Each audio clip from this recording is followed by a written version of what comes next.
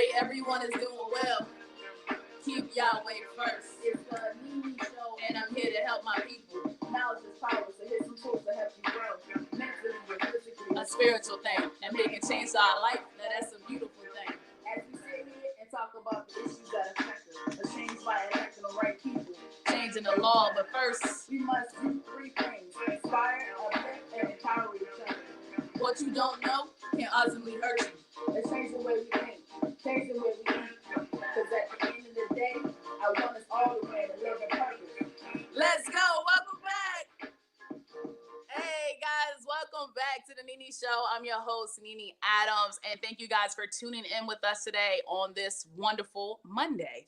Fall is here. I'm telling y'all, it's getting cold. Shout out to God is Dope. I'm rocking my Black Women Matter shirt. Actually a size small. So if y'all interested in getting some God is Dope shirts, make sure you check it out.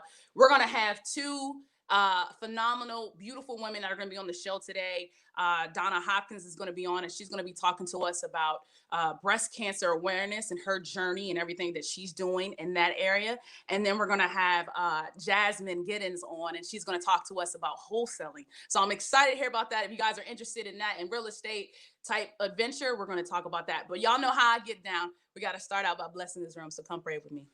Dear Heavenly Father, we just come to you and we just ask for you to move in this room right now. Allow us to open our minds and our hearts to something new. Allow you to direct our footsteps and guide us in a way that we don't understand and don't know, but we trust you. Continue to be with our hearts. Continue to be with the people that we touch and bring our light to this dark place. And all that we ask in your precious and holy name, Jesus. Amen. Amen. That's how I like to get down. Guys, if you don't know, everybody should be knowing about this right now. It is early election time, starting today, October 26th, going all the way to November 2nd. So if you haven't voted or you're interested in voting, especially if you're in the Montgomery County area, Maryland area, DMV, it starts now and it starts with us. There's 11 sites if you're in Montgomery County where you can go ahead and vote early. Your vote matters and it's important. The people before us has sacrificed. It's our term and our time now to sacrifice. I actually had a booklet right in here, right? Sample ballot. Go ahead and find one. Do your research. Understand who you're voting for. A lot of us are complaining that we don't want to vote for the president and this, that, and the third. But I'm here to tell you right now, there's some other names and some other things that are on here. We have question ones. We got all question A through B. There's things about the Congress district. We have Board of Education. There's so many other things that you can vote for. Make sure your vote matters. I'm going to go ahead and add my little sister on here. She's going to translate this for me in Spanish. So y'all just show her some love as we get her on the show. Hey, Samantha. Hola. Hola. I just came on here to talk about voting in Espanol. So let's get started. La votación anticipada para las elecciones presidenciales de 2020 en el condado de Montgomery, Maryland, comienza hoy 26 de octubre hasta el 2 de noviembre, de 7 de la mañana a 8 de la noche. Debe ser ciudadano estadounidense y estar registrado para votar. Hay una opción para hacer el registro el mismo día. Solo necesita identificación. Hay 11 lugares de votación temprana en los que puede votar si vive en el condado de Montgomery, Maryland. Habrá intérpretes disponibles en el centro de votación anticipada. Para ayudar a las personas de habla hispana, visite el enlace de abajo. Gracias. Gracias. I love your shirt. Thank you. Black Voters Matter? Yes. Oh, beautiful. Well, I love it. Thank you so much, Sammy. All right, I'll see you on the next one. Bye. Hey, guys, that's my little sister Samantha translating that in Spanish. Guys, make sure you go ahead and vote. If you are interested in learning how to find those locations, all you have to do is see the link below. Go on to elections.maryland.gov, and you can go ahead and find out where you can go ahead and drop that ballot and make sure it happens. You can also do a same-day registration as long as you have identification, and it might be a little other little information, but it's all listed there on that website. And there's going to be translators there if you speak Spanish as well. So let's go ahead and get Miss Donna on as we talk about breast cancer awareness. Hi, Donna. Hey, Nene. Hey. Wow, it's been a while. It's been a while. It really has. I think the last time we saw each other was about maybe 2 years ago at the breast cancer tournament. And Yes. I was hurt. I wanted to win that tournament so bad. Every year I go there, I'm like, I'm determined. I bring the team, the squad, and we just don't pull it out. I don't know what's going on. Competition just gets better every year, 20 years, doing 2 years, well, a year ago, 20 years last year. Yes, definitely. I know. And literally, like you're native of West Virginia. You went to Fairmont State. I went to Glenville State. So See? we played in the same conference right in there. You did basketball and track. What made you want to move to DC though? I know that they said that you moved to DC. So what happened with that? Always wanted to. I had a lot. My mom had sisters and cousins and all of them that lived in the Washington area, and I was a big Washington football fan. And I always came up here during the summer to hang out with my cousins. And I had said after college, I'm definitely moving to the Washington, D.C. area. Always loved it and still love it, even probably close to 30 years now. So I'm literally at home, West Virginia and Maryland. I love it. I consider West Virginia too my home as well. It's my second home. I love everything. I spent literally about 6 years in West Virginia. I did 4 years of playing ball there at Glenville State and then another 2 years coaching at Salem International. So, I mean, literally, it's like a part of me and everything that I do. You're actually a co-host for Tony McGee, Pro Football. Yes, been covering the Washington football team, the team that I rooted for. See, I end up getting to cover the team, but trust me, I give them a hard time and something's Right. not going right. But it's been great. I've been with Tony probably 20 years now doing the show and been doing, freelance work with other stations. So I'm doing what I love and what I'm passionate about. I love it. And you wrote a book, Getting to the Other Side of Victory. Yes. So how was that? How was writing that book? Because I know it's talking about your journey and everything like that, and that's what we're trying to get into. Talked about your story in your life. How was that book? Being I guess transparent with everybody, kind of like what's going on. Yeah, I'm just gonna since I got it right here, I think I disappeared for a minute, You're but good. this is the book, Getting to the Other Side of Victory. And the thing about it is I wrote this book because I went through some, as I call it, an unforeseeable medical disaster. I went through breast cancer twice, once in 1997 and again in 1999. And I thought that those things were going to be the hardest things I would have to go through, hearing the words that you have cancer not once, but twice. But in 2010, what I call, again, the unforeseeable medical disaster. I went in the hospital for uterus fibroid tumors. Was supposed to be, and I'm going to give you the short version because it's a long version. And I went in there. It was only supposed to be 10 days in at max, and it's supposed to be a simple surgery. But does any surgery is simple? No, it's not.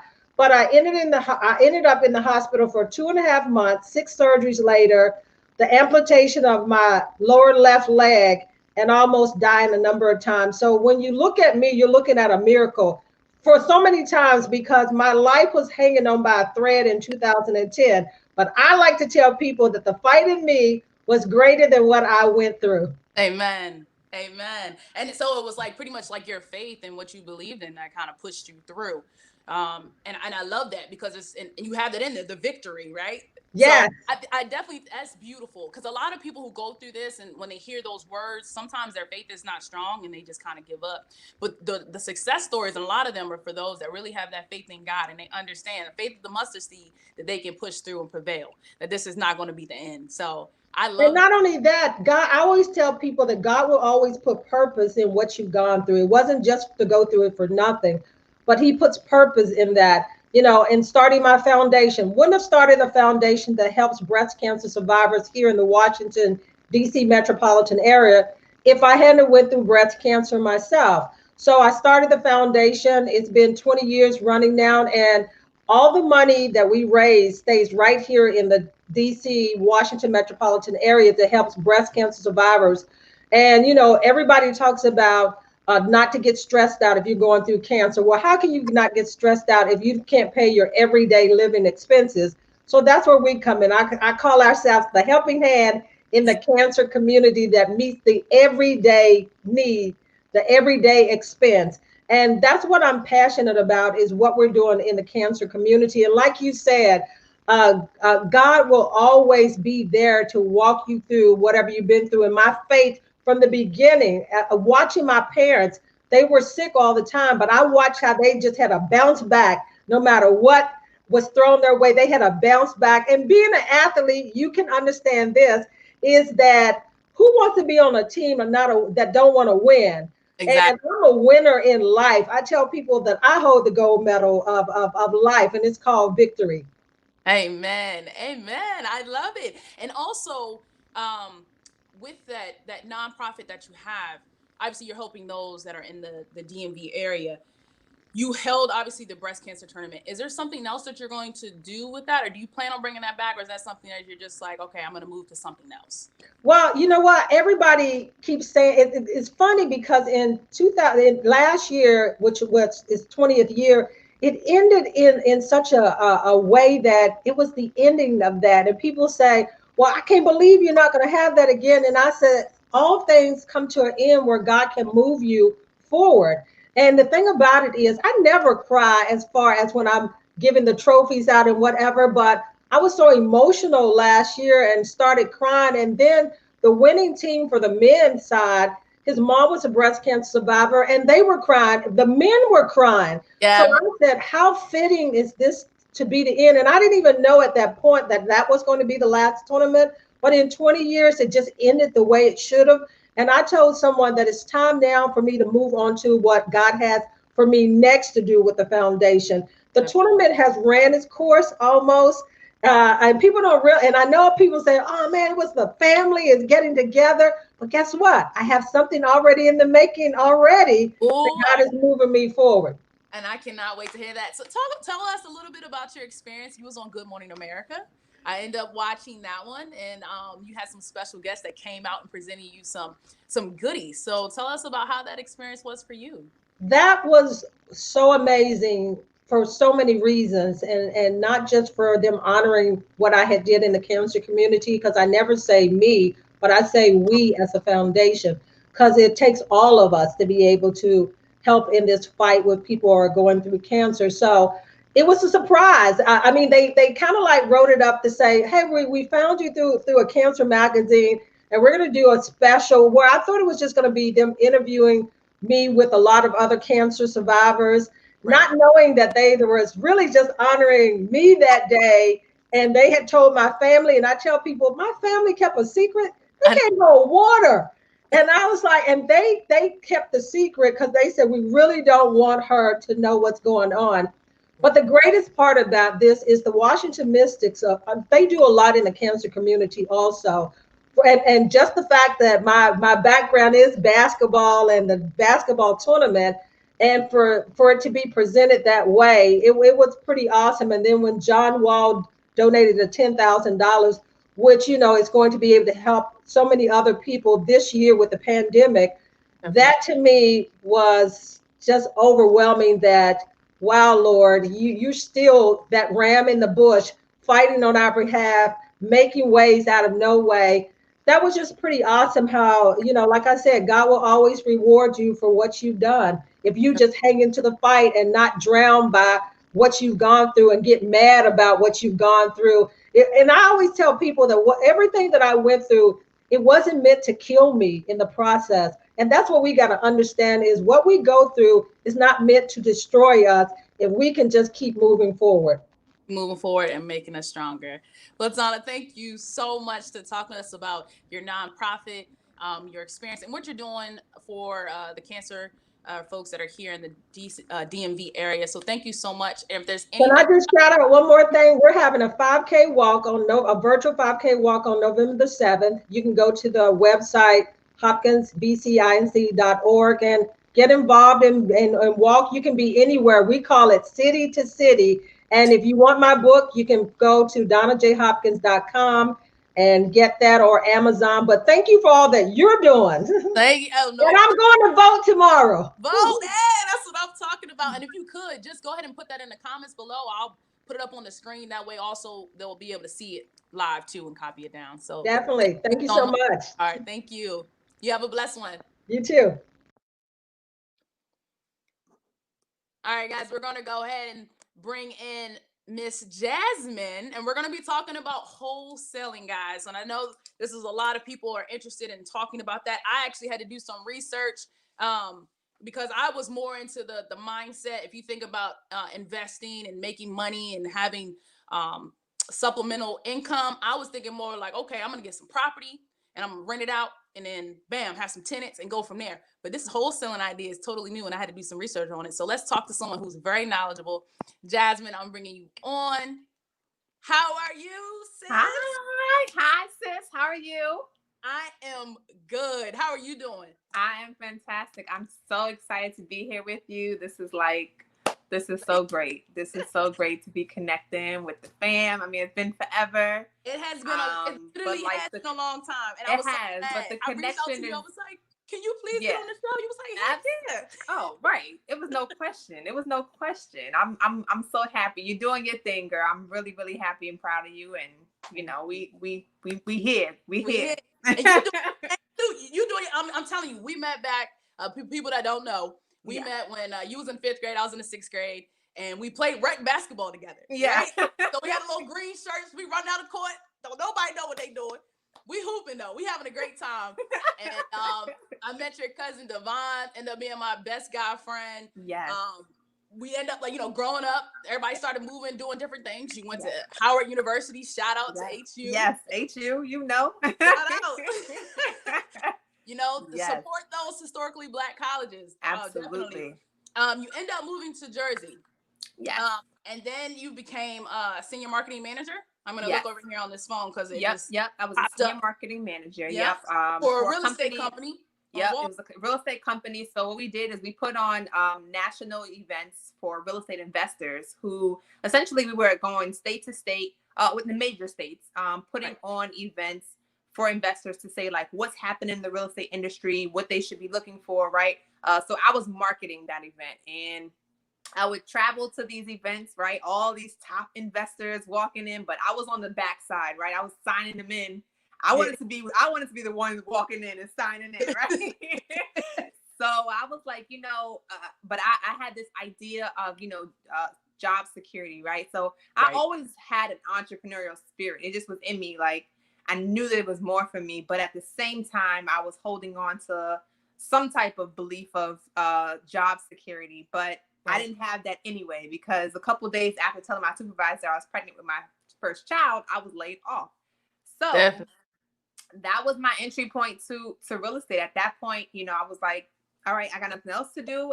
This is my opportunity to get into. And in hindsight, 2020, I thank y'all for laying me off, because that was the best thing that ever could have happened. Definitely. And that's what I wanted to, talk about a little bit too. Like, you were 4 months pregnant when they did that. You know what I mean? So there was a lot going through your mind, because you're thinking like, all right, I got this job. I'm secure. You're married. I got my husband. We're good. We're going to make things happen. And boom, you get laid off. So it's just like this. And that's what we're going to talk about later on in my inspiration at the end, is that your setback gets you to your comeback. Because then right after that, you just kind of sat there and got into that wholesaling world. Yeah. So I knew like I wanted to get into real estate. And just like you mentioned before, like when you first think of real estate investing, you think of like buying properties, flipping them or renting them out. Right. But, a lot of people, they don't get into it because of the whole idea of having to do that. You have to have a huge down payment. You have to understand the whole process. So I was like, where can I start if I don't have a lot of money? If I can't purchase the property, right? I don't have that kind of money. So that's where wholesaling comes in. Wholesaling is a way, an entry point, an affordable, if not free entry point to getting into real estate investing. So just to give you guys a quick little synopsis of what wholesaling is, just in case you're unaware, it's simply the process of getting a property under contract for sale and then assigning that contract to an end buyer. So you're never purchasing the property at all. You're just getting it under contract and you are assigning your contract for a fee. So example, if you get a house under contract for $50,000, you can assign it to an investor for $60,000 and you make the $10,000 difference. And it's just that simple. It's that simple. So you're the middleman. You're the middleman. And I hear that a putting lot. the pieces together. You putting the pieces together. You putting the pieces together, and they always talk about that middleman as the one that makes the money, right? So Yeah, I'm to work on how to absolutely. be the middleman. But let's break it down a little bit though, because I like how you put it into like a big category. But for those that are still kind of like wondering, and even me, because like I'm still learning how to do it, and I've been eyeing, I've been looking at properties. I was like, that one looked like one I could probably go right. I gotta talk to you later about it. So we go. Let's do that. Let's have a session for sure. Let's do it. So step one, just like you said, you have to find that property. What are some ways on finding that property? Like, what am I looking for? Obviously, I'm not going into the developed area and be like, I'm gonna get that one. What are some signs and things that you're looking for to know, like, hey, I think this house I can work with this one? Yeah. So what we do in my business is we actually purchase lists. So there's certain indicators of people that may be motivated to purchase or to sell their house at a discount, because for investors, they're not looking to go in there. If the house is worth 100, they're not paying 100, right? As an investor, you're trying to buy it below market value. So the people have to be motivated to want to sell their property at a low price. So what we do is we purchase lists of people that have indicators. For instance, if somebody's going through foreclosure, we'll we'll get that list. Or they're tax delinquent. If they're behind on their property taxes, that's an indication that they're having some problems.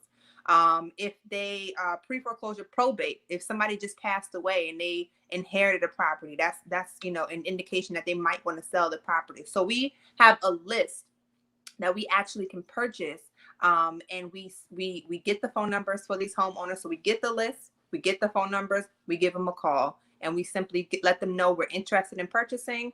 Would they be open to accepting an offer? If they say yes, then we go ahead and make an offer based on our calculation. So, if the house is worth 100, we're usually offering around 50 to 60,000.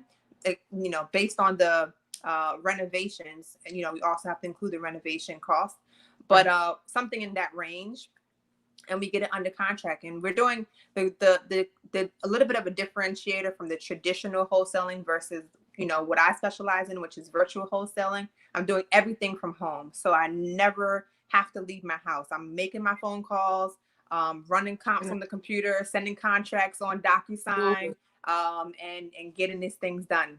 I need that. So we had a question here. It says, how do you get the list? Or where can you get a list? So there's so there's a couple different sources. It depends on what list you're buying, or what list you're getting. You don't always have to buy them. So let's say, for instance, pre-foreclosure, you can get that from like ListSource. Let's say tax delinquent, you can get that from your city tax collector. Let's say probate, you can get that from surrogate courthouse at your county courthouse.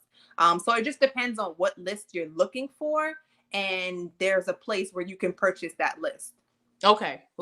Purchase the list, or like, so for the courthouse, right? So like for probate, tax delinquent, those are straight from the courthouse. So you're not paying for that. You can actually go straight to the courthouse. What we do is we have college students that are interested in learning about real estate. We have them go to the courthouse for us and get that data, and in exchange, we teach them about how to wholesale. Wow. And I know you mentioned something earlier about making those calls, right? Yeah. There was something called like cold calls, right? Yeah. Like that. Yeah. So if somebody doesn't feel comfortable in that, like, what can you do to encourage them? Because I used to be, in anything with sales. I used to do that. I used to call folks. I was a waitress, had to talk to people. Yeah. And I work with kids, coached. So I always got to use my mouth. Always got to talk. Right. Those that don't feel comfortable being around folks and doing that, what some advice could you give to them? My advice is setting in mind what your goal is, right? Putting a piece of paper as what your goal is in front of you, and looking at that piece of paper. Because if you know the potential of a $10,000 or $15,000 being on the behind that one call, is that going to motivate you to make that call? And the great thing about it is you don't have to do this forever, right? So you can get in. My recommendation is like do the calls yourself for 30 to 60 days. Once you get your first deal, you will have enough money there. You can hire a virtual assistant. Now you can have a virtual assistant. So I have 2 virtual assistants right now. They do the cold calling for us. And all they're doing is sending over the hottest leads. So they do the initial call, right? hey, are you interested in selling? They get all the data, and then they send that over to our sales acquisition, who then takes the call from there. So they're only dealing with people that they already know want to sell a property, and they go in and make the offer. So it's not something that's forever, right? Keep that in mind. It's not something that's forever, but also keep in mind your goal, right? And just keep in mind that, you know, right behind that next call can potentially be a $10,000, $15,000, $20,000 deal. So it's like, is it worth it? Exactly. I like Yeah. that too. And then just knowing that you're going to be okay. Like the worst things you can hear is someone saying, no, I'm not interested. Yep. And probably cuss you out, whatever. Yep. Like, who are you? Yep. And And so, it's not personal. It's not personal. Like, they don't know Jazmine, right? They're not saying right. no to me. They're saying no to the process. So that's cool. So I know some people have a hard time with rejection, right? They don't want to be cursed out, but it's like, it's don't take it personally. Hang up the phone, take a deep breath, and move on to the next call. Don't let that discourage you. And there are other marketing strategies out there. So, you know, there are other marketing strategies out there. There's direct mail, there's text blast, but all in all, cold calling is by far the best marketing strategy. You get the highest return on your investment for both time and money that you spend. And I think you mentioned this, like there's a list for all those people, right? Pulling all that information to get those. Yep, the list. So you get the list, and the list is typically going to come with their name and their mailing address, and their property address. Then you get that what's called skip trace, and that's just a process by which you get the phone number. So you send that through a company. We use batchskiptracing.com, and I have a discount code for all these places. So if anybody's interested, hit me up. So you get a skip trace, you get the phone number, and now you're just calling them, right? Very simple. And since I've been starting this, I lost my job. I started wholesaling. My first year wholesaling, I made $100,000 my first year wholesaling. And if that was not good enough, which for me, it absolutely was, I also wrote my husband's 2-week letter for him to leave his 9-to-5. So I freed Sean, and we made $100,000, and we had our first son. So it was a very transformative year for us. But at that point, it was a go. We expanded our wholesaling business. So we started wholesaling virtually. So we wholesale in Maryland, North Carolina, New Jersey. Wow. And now we have the capability we started flipping houses. Now we have the capital. We had some rental properties in Jersey. And we actually are in the process this January 22nd, we're going to Rwanda. We're going there to start building affordable housing. So we'll be building affordable housing in Africa, as well as doing some affordable housing flips here in America, all from starting wholesaling. Wow, from wholesaling. Yeah. We're gonna touch them numbers, because I heard 6 figures and I'm like, yes. Army what? Yes. What? And I'm now coaching and mentoring people on exactly how to do this process. It's so simple. It's just literally plug and play. One of my students, he just closed his first deal for $10,000. Wow. He was mentoring with me for just a few weeks. So, I mean, it's totally doable. And right now, with the pandemic and everything that's going on, wholesalers are needed. There's, a bunch of homeowners that are going through tons of situations. They lost their jobs. People are not paying their mortgages. People need help in the next coming months, and even into the years are going to need help, and we can be a solution provider. Exactly. So we talked about the step one, and that's locating the actual building, doing cold calling, calling folks, getting them interested. We pull them in. Bam, they say yes, they want to sell the property to us or whatever. Mm-hmm. How is that contract process? Now that we're at the contract phase, what are certain things that we need to look to make sure that this is a binding contract? Does there need to be a legal person involved? Or what are some key things that we're looking for while we're in that contract? Because I've never had to do a contract for that. And I know a lot of my listeners what do we need to do with that contract? Yeah, so the contract that I use is a 2-page, very simple agreement.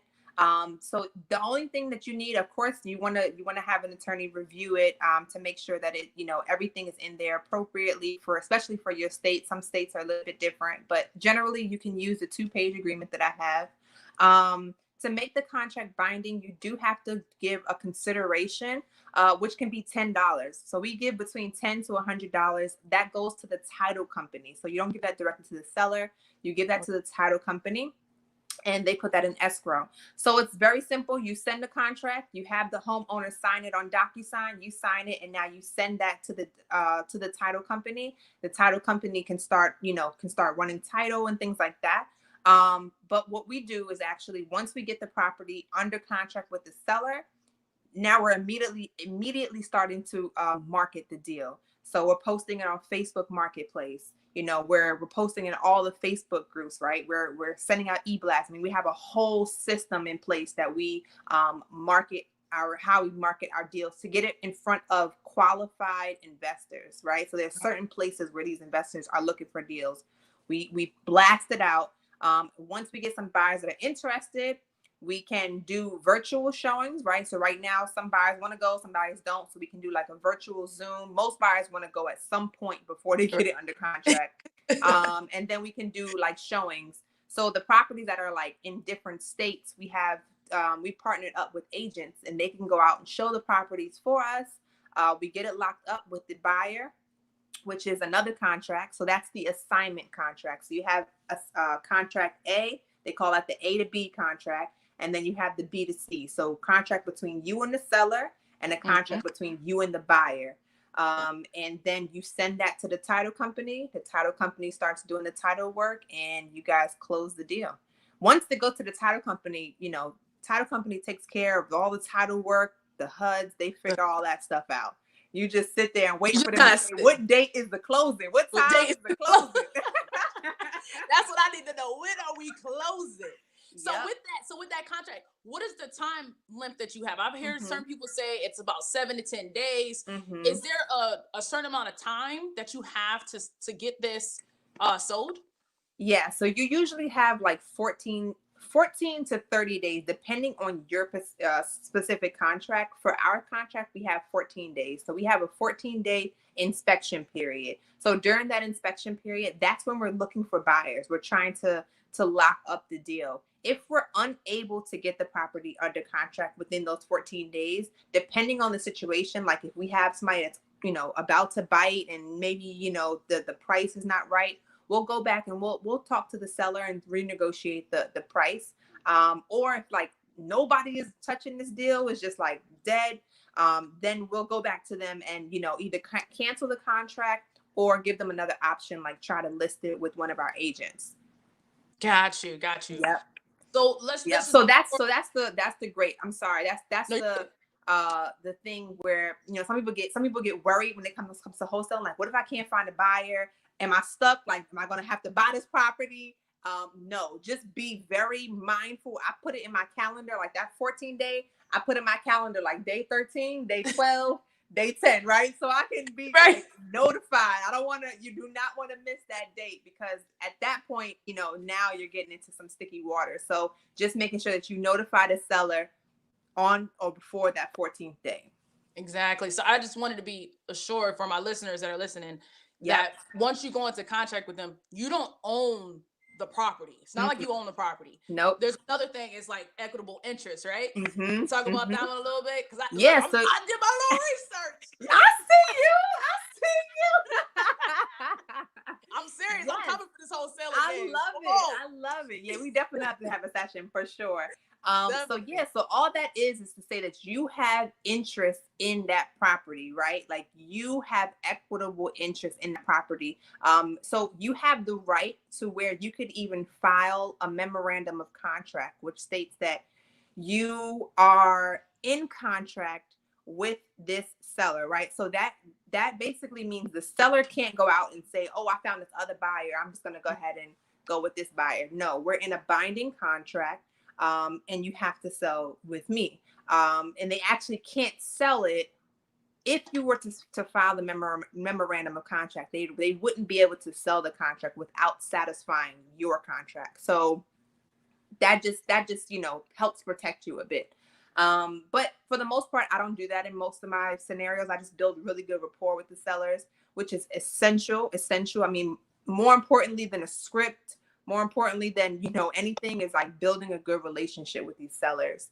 That will really get you a lot of deals. So that's really it. You're not purchasing the property.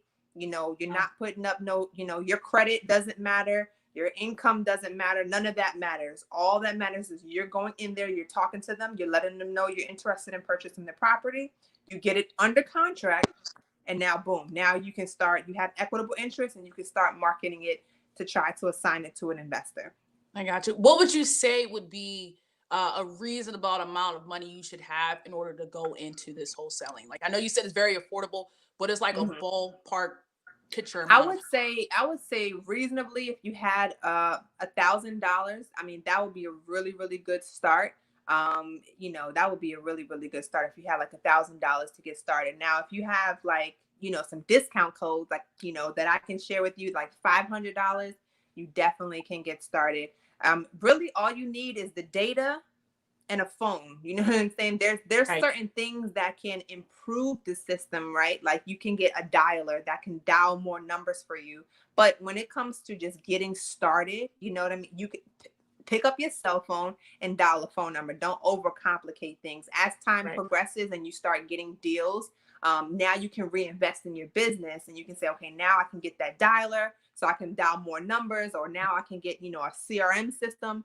But, first things first, just get a deal. Definitely. Get a deal. So now we have the contract. It's sold, right? So we know we're gonna get paid, literally. Yeah. So let's backtrack that. How Yeah. do we know what we should offer the house for? Right. So we find the Good house. question. Yeah, it's like, we find this house, we're Yes. like, throw any number out there. Yeah, we want to yeah. make sure we make money. How do we know how to sell, like how much to sell this house for? Yes. So what you want to do is you want to find what we call in the wholesaling world the ARV, which is the after repair value, right? So there's two ways that you can go about it. So one way is finding the ARV. So that means once the house is beautiful, it's been renovated, how much can this house sell for? And the way you find that is you simply look in that neighborhood and you see what other houses have recently sold for, that are renovated. So once you find that number, you can just look around. Oh, hey, I see this house sold for 100. This one house sold for 120. This one sold for 115. All right, cool. So the ARV is 115. You know what I mean? So you're just looking for the average. And then you can take a percentage of that. So the standard wholesaling formula is the ARV times 70 minus repairs. So 70%. So you're taking, let's just say the ARV is 100,000. You're taking 70% of that. So now you're at 70,000. And if the house needed, let's say $30,000 worth of work, now you're at $40,000.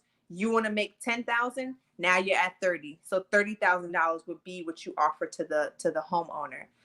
The second way that we do it, which is a little bit simpler and a lot of people don't talk about, but it's actually a much better and easier way to do it, is just look to see what investors are buying deals for in that area. Meaning, look to see what type of cash transaction you're looking for. Cash transactions have been sold in that area. So if you see a lot of cash transactions are being sold for 40,000, then you want to get the house under for 30,000 so you can make that difference of 10,000.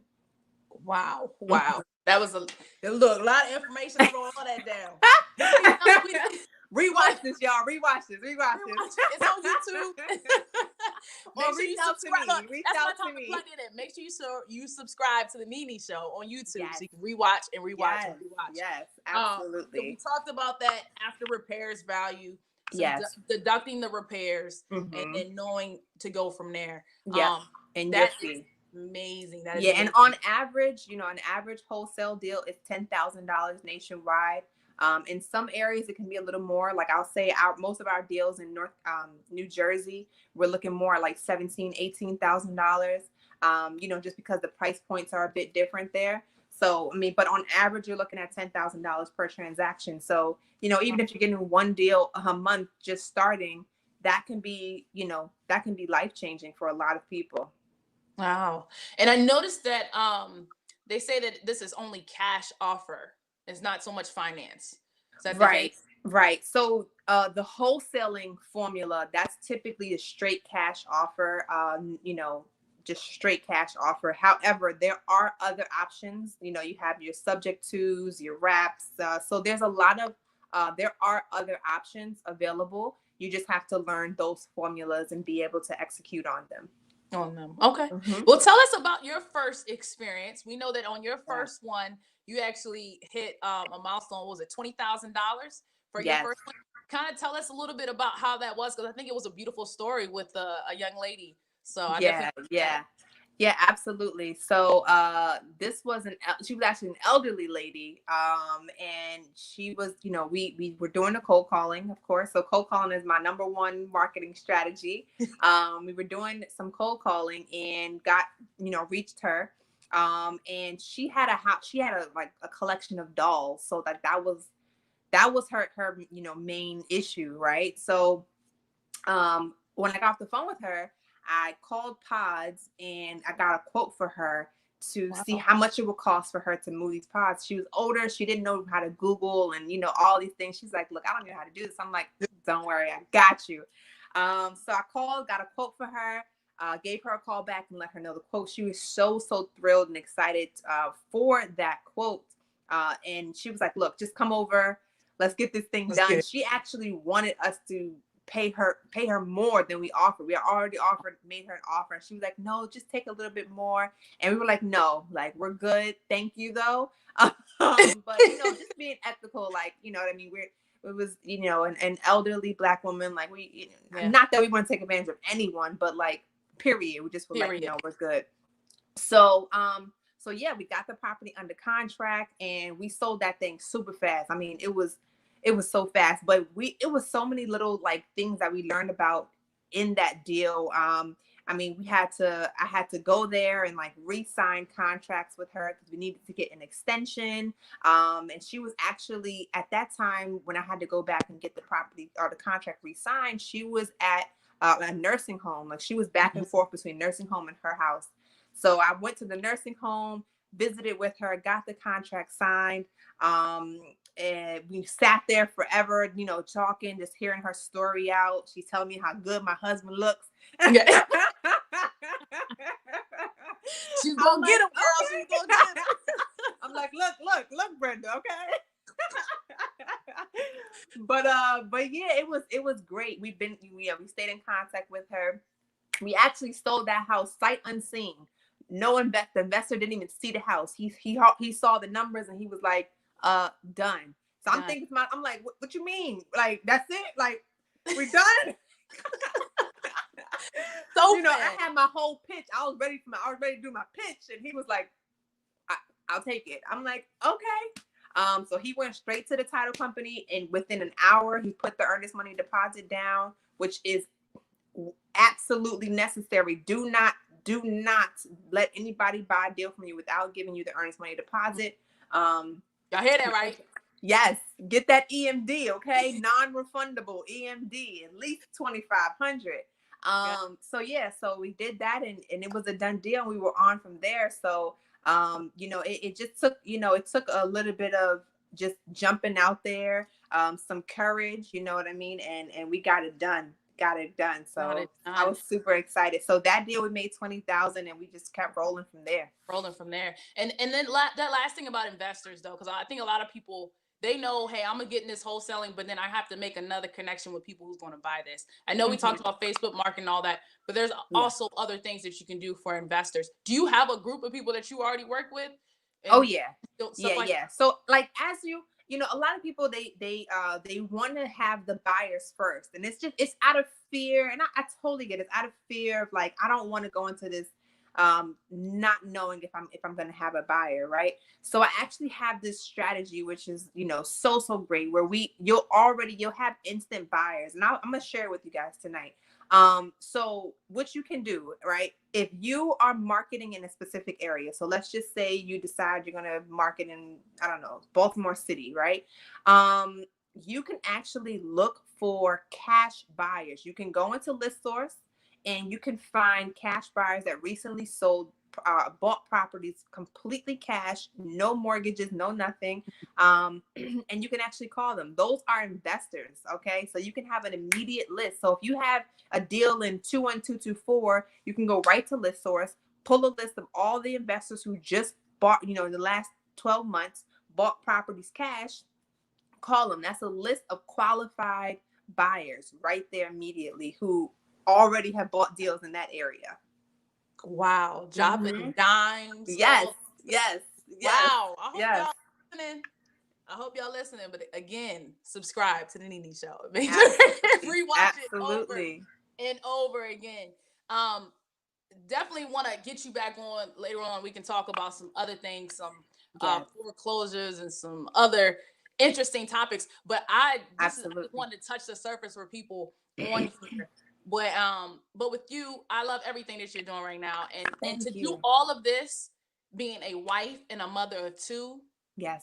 I'm just like so like astounded. Like I'm just literally like, wow, my little sister who I've known since like little like this is doing some remarkable things. And I'm just so proud of you. I just want to let you know that from the bottom of my heart, I'm so proud of you. And I know that God has so much more in store for you. So thank you. Thank you so much. I really, really appreciate that. I really, really do. It means a lot.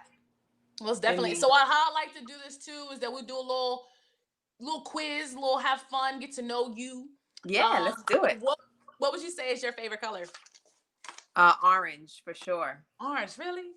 Yeah, I love. Are you first when I think I ever said orange? Though. Bright orange. I love like neon orange. I don't know what it is. I love it. Oh my gosh, I gotta see you dressed up in it though. Right. Do you like to wear it, or do you just like the color? I just love the color. I think I love wearing it too. I love everything. Everything. I love it. That's like my logo. If you see like any of my logo, all my branding, orange. I do. I love it. I love it. What would you say is your favorite sports team or athlete? Oh my goodness. My favorite athlete. That is a really good question. I would have to probably say right now, I would have to say it would be between Mike Tyson and Kobe. Oh, okay. Those R.I.P. Yeah, those two. Just a lot of their it's a little bit deeper than their like sport, but more so like a lot of the their character. Yeah. Mm-hmm. Definitely. And I noticed you like to read because a whole bunch of books back there. I know, girl. And I got tons more. Who's your favorite author though? And maybe not a favorite. Who are you currently reading right now, I guess? Like so right now, I'm reading several books right now, but one of the books I'm reading actually is right here. This is Dr. Joe Dispenza. Breaking the Habit of Being Yourself, which is an amazing book. So that's a really good one. Of course. Send that to me. I want to. That one's real good. Like real good. So yeah, another one I like. I love which one I think you would really love is The Go-Giver. That's a really, really good book too. There's so many really good books. So many, I know. Yeah. And I'm reading this book, and I'm reading I don't remember the author's name, but the book is called The Secret of the Millionaire Mind. So I'm reading those two right now. Okay. Yes, definitely send that information to me. I definitely want to get into that one. For sure.